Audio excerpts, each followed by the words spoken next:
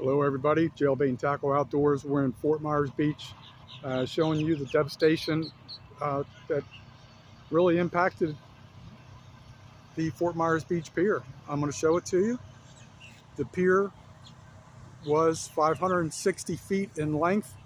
Now it's nothing. It's a lot of shattered memories.